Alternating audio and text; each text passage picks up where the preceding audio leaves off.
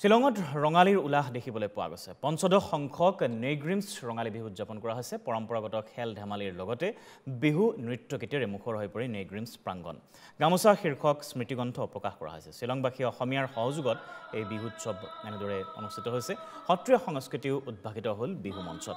নেগ্ৰিমৰ চিকিৎসক কৰ্মচাৰী অংশগ্ৰহণ কৰি অনুষ্ঠানত বিভিন্ন শিতানত প্ৰতিযোগীসকলক প্ৰদান কৰা হয় পুৰস্কাৰো এই অনুষ্ঠানত।